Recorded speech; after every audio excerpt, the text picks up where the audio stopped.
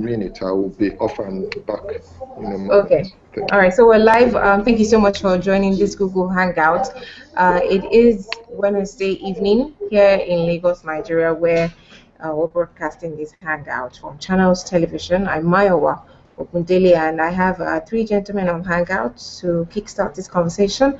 The topic is increase in Boko Haram attacks in northern Nigeria. We would like to get your thoughts on this spike, so to say, as well as your thoughts on what the government has been doing or what it is doing at this point in time. Julian, you joined the Hangout first, so I'll let you go first. I mean, for some time, it seemed as though there was this decrease, so to speak. We weren't hearing so much of bomb blast, and it seemed as though the Nigerian army, well, not like it seemed, the Nigerian army, did gain upper hand in the fight against insurgency. But in the recent, in the past few days, it looks like things have changed, so to speak. Julian, what are your thoughts on this? Well, from what I can observe, it's got to do with the absence of any direction, really, and follow through by the present government. So the previous government thought if you keep quiet about something, it would disappear, and that didn't work. And then they were called into action, and they took action. It was too late in the day for them. The present government are following the same line of action as the previous government did when they ignored it. So the present government are just ignoring the problem. There is no, they make, on his inauguration speech, but nothing else followed on from that. Are we following the same strategy that was proven successful before the change of government? Or is there a new policy? And if there's a new policy, what is it? Nobody knows. So that silence that we tend to have in Nigerian politics can lead anybody to take advantage, and that's basically what Boko Haram are doing right now. All right, thank you. I'll take that as your opening remarks. Godi, over to you now.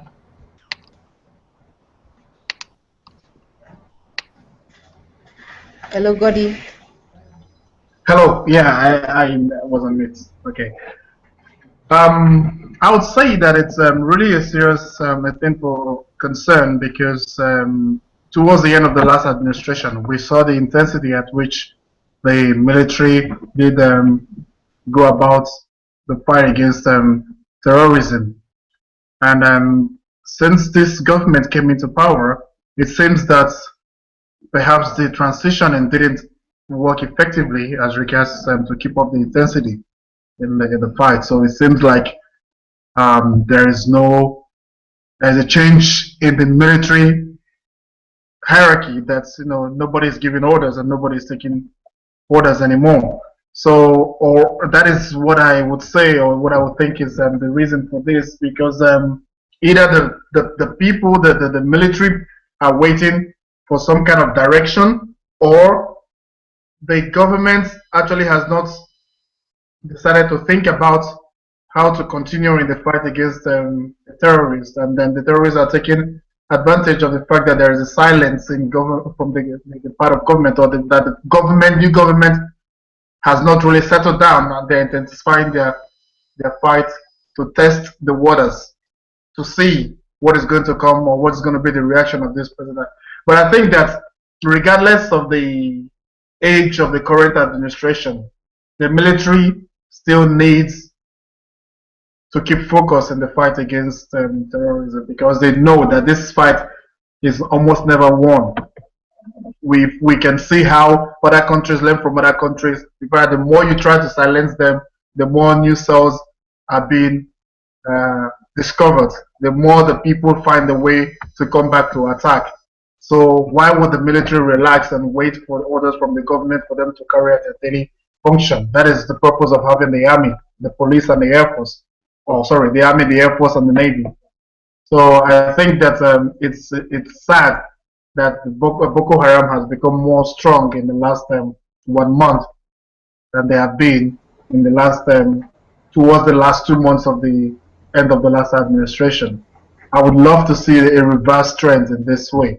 I don't know how they want to tackle that. I don't know how they want to do that, but it will be fine if we or if the government can really step up the fight against it, because this is one of the promises. This is one of the things that Nigerians voted for. All right, Godi, please hold that thought. Let me quickly go over to Akachuku to get his opening statement, and then we'll come back to what you were going to say. Akachuku. Yes, so very quickly, your opening statement. It's quite unfortunate that we are witnessing an increased insurgence of the Boko Haram group. Unfortunately, they have changed tactics. Previously, before the new government came into power, it was more of a conventional warfare that the military was fighting on or engaging the Boko Haram groups on. But the Boko Haram groups immediately had to change tactics during the life of the new administration just a few weeks ago, to the use of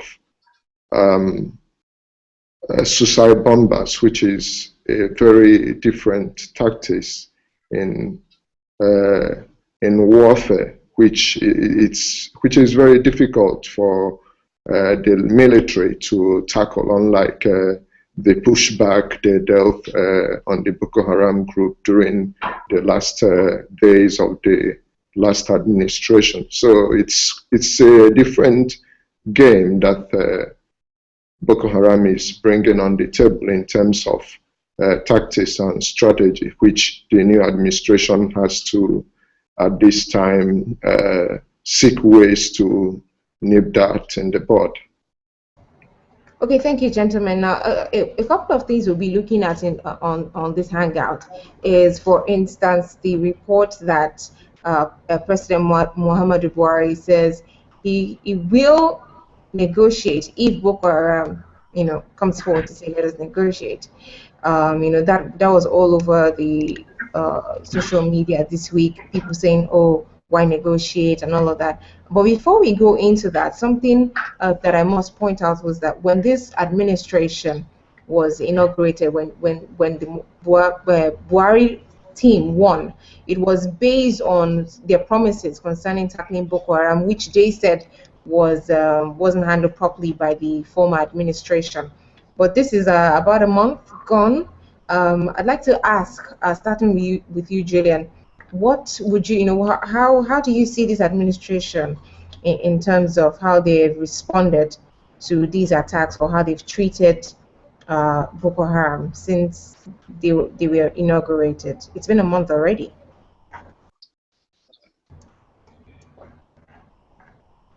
Hello, Julian. In terms of negotiation, well, you can never close the door for negotiations. You have to leave that window open, should I say. So if negotiation is an avenue to resolve the crisis, then it has to be. The problem is, nobody knows with certainty what this present government wants to do about Boko Haram. And we certainly do not know 30 days or 40. They want to negotiate before, there's going to... Julian, hold on. Your internet seems to be failing. So let's... anti-terrorist intent. You just don't know. So at this point in time, there's still a vacuum. Go on.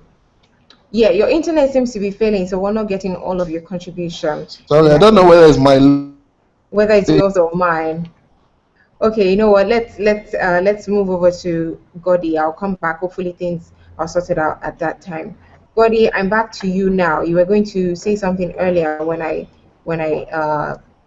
decided to move over to Akachuku. Yes, one of the things Nigerians were expecting, and this was one of the things, strong points Nigerians used to vote for the present administration, was a promise of ending the Boko Haram insurgency and then terrorism.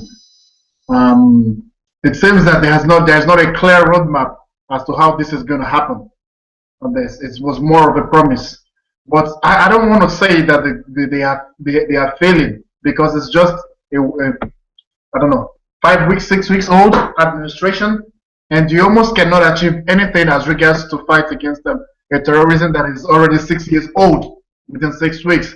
So perhaps they are working behind the scene, and they are re-strategizing. They are really thinking on how to tackle this. Someone,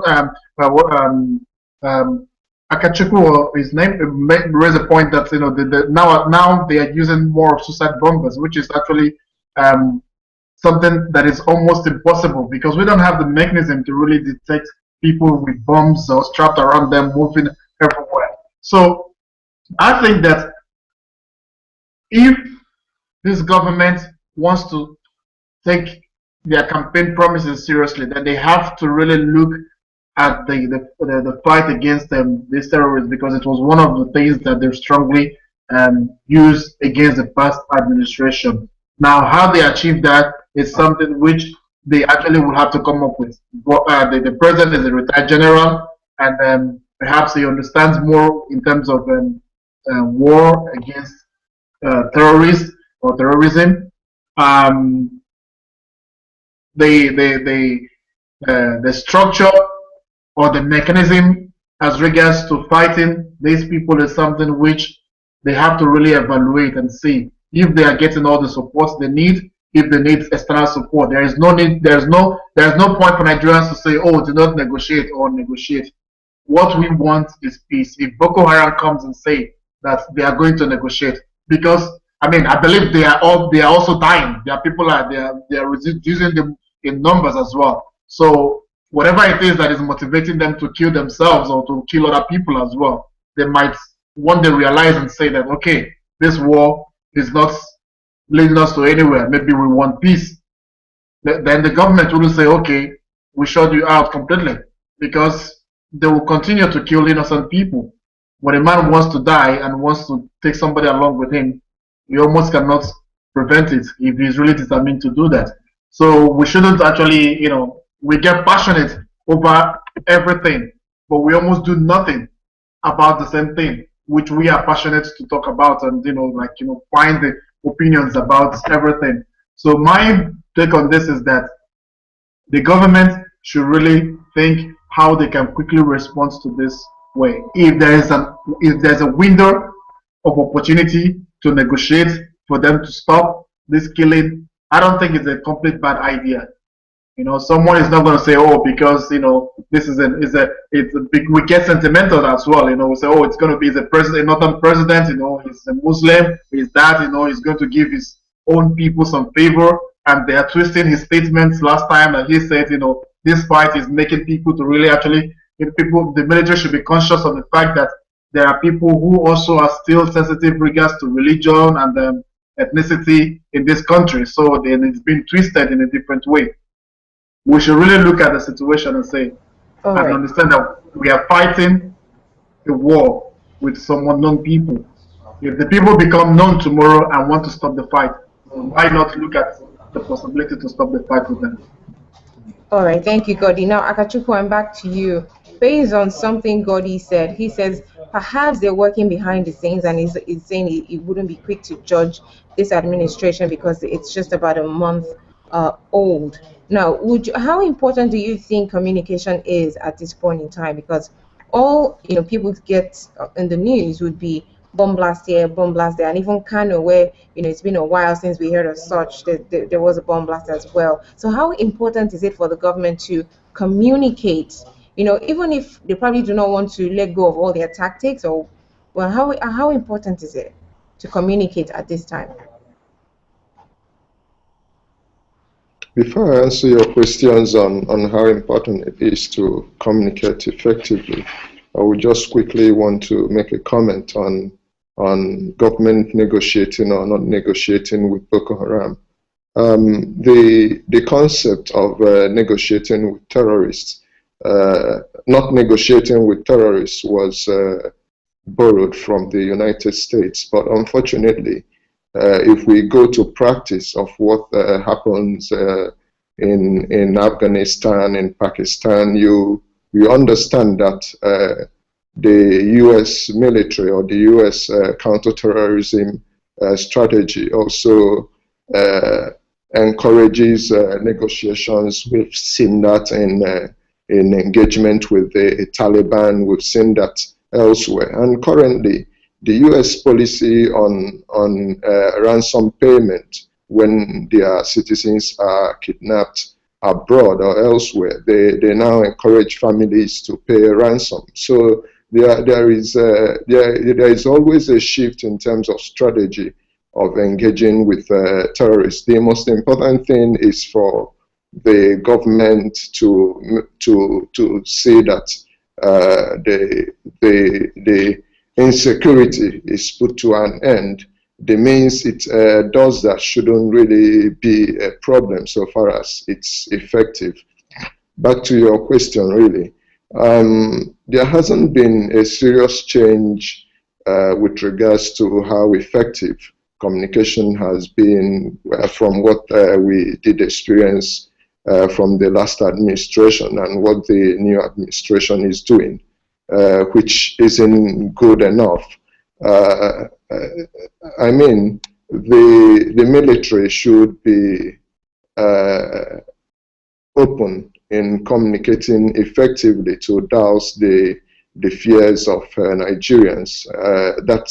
And the way you do that is to communicate and say this is what is happening and keep the people up to date with incidents and all that. And they are not doing that really. That's a thing that needs to be done.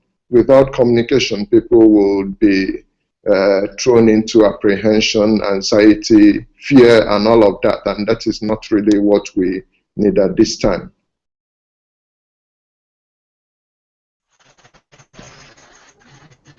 Now, Julian, back to you. Still on this matter, we've talked about communication, we've talked about negotiation. Now, let's talk about, I mean, we're trying to figure out why is it taking so long to for the government? Why is it taking the government so long to fix the line of command? Why do you think it's taking so long? Because the reality is they didn't have a plan. We have to be truthful with ourselves. The new government does not have a plan. And they're trying to create one now. They had 3 months and a lot of time to study what was going on before. It seems like they had dropped the strategy for one reason or another. It could be politically motivated, it could be a vanity thing. Because the army was prosecuting a war against Boko Haram. The army also had a cordon in those areas, in that area of the country. So even though there were suicide bombings before, the impact of those bombings were not as significant as they are now. So that cordon has been removed, and we do not know what happened between, I don't know, April 2015 and July 2015, that the army has not made one statement. It's cache, capture, or whatever of any Boko Haram suspects in the last 40 or 50 days. So something would have happened at an executive level to stop coming out. Something has also happened for the army to not even feature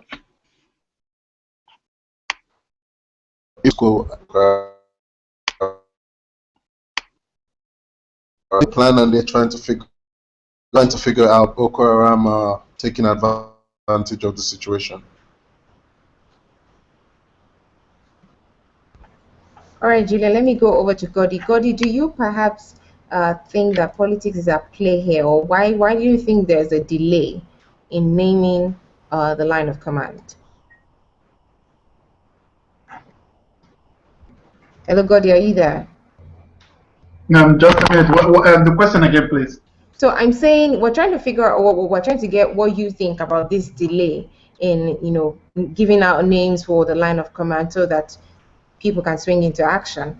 Do you think that this is perhaps politically motivated? Because with a new government in place, and with several accusations that are trailed Buhari's campaign of tribalism and all whatnot, do you think perhaps this administration is treading carefully but along political lines as to who to choose, so that people do not say people do not accuse them of maybe tribalism and all that? But the Nigerian military is not a political organization. They are not politicians, and they did not change hierarchy. The Buhari has not fired any security chief except the DSS and director who was relieved of duty, which I don't know how they work together with the army to fight terrorism and then to deal with issues of security.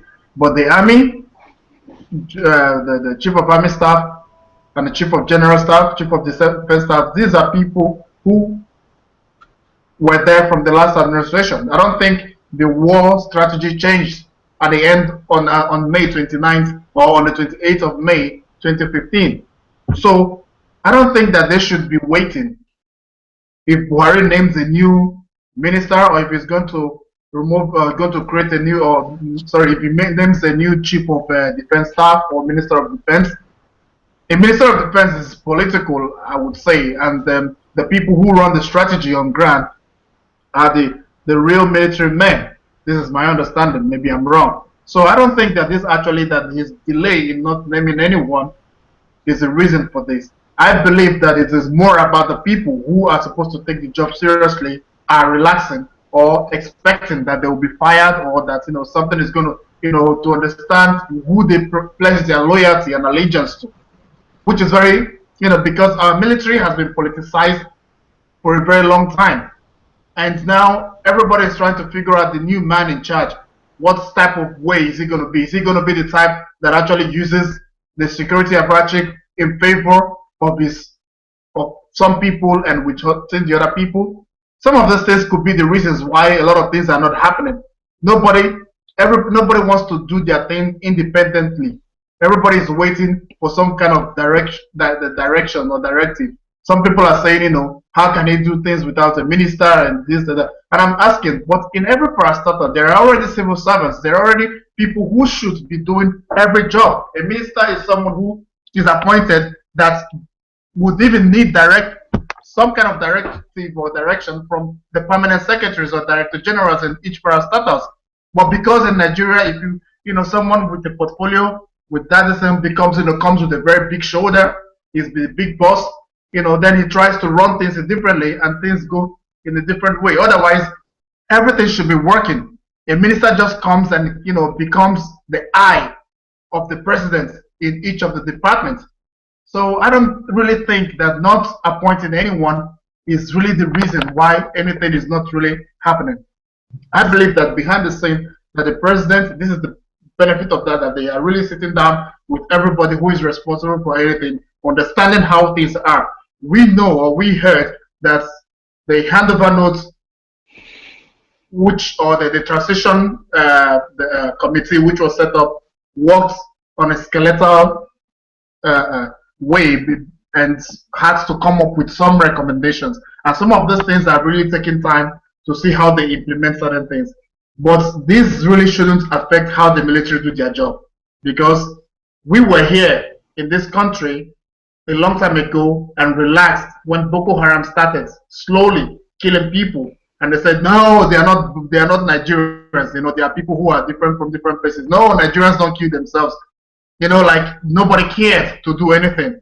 And before we realized it, Boko Haram has become so strong, and now we are sitting back and waiting that the new government is in town, and everybody's waiting for something to happen while nobody is doing anything. And then the terrorists are actually seeing that as an opportunity to actually say that we are still active. All right. Over to you, Akachukwu. This will actually be the last comment on the hangout, because the week is still midway, so you never can tell what will happen between Thursday and Friday. Now, Akachukwu, a couple of people have said that this renewed attacks are a sign that the end has truly come. Some have said that because they know that this administration will put an end to them. So they're just trying to show some, I don't know, some last minute dying strength of some sort. What are your thoughts on this? Yeah, those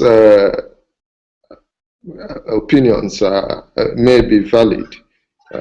I see Boko Haram as an organization that has looked at the new administration as a government that would not waste any effort in getting rid of it, and is trying as much as it can to frustrate such efforts and to make sure that things doesn't happen. It's a normal thing for us to see happening. So I mean, it's something that the current government, I presume, should have envisaged, especially in the change of tactics. But unfortunately, the use of suicide bombers is something that is very difficult to get intelligence on, not just here in Nigeria but elsewhere. It's not something you can easily manage. So that is what Boko Haram has chosen to use. Then I must quickly go to the new government and the new arrangements that may be coming in terms of the military hierarchy, especially when new governments do take leadership. You would normally you would see some feet dragging in terms of how current military chiefs that work with the previous administration would go about their duties, because they definitely know that the new government would not be keeping them. We've just had the resignation or appointment of a new director of the SSS, and the current service chiefs know as well that they will be next in the next coming months. And we've also seen our president going to our neighboring countries, and the meetings that we are also held in Abuja, the Joint Military Task Force, to see that security, counter-terrorism strategy or programs is being boosted. All of this has a way of putting some lag on what is currently being done. And we would also understand that what was previously being done was a conventional attack on the front lines of Boko Haram's territories, the territories that it had been holding on to. But we haven't seen what we witnessed in the past couple of months. This was something we did have sometime in June, October last year, but they have brought it back, and it's a sign of frustration really on part of Boko Haram, knowing that they will still soon be taken out and they are dissipating their last efforts, if I may use that. All right, thank you so much, gentlemen, for joining this hangout. Thank you, Julian. You joined from Abuja. Thank you so much, Godi, as well as Akachukwu. Thank you very much. We do hope, as always, that the solution will come and come soon. Thank you so much, and thank you for watching wherever you are. I am Mayowa Ogundili. God bless. Thank you. Bye.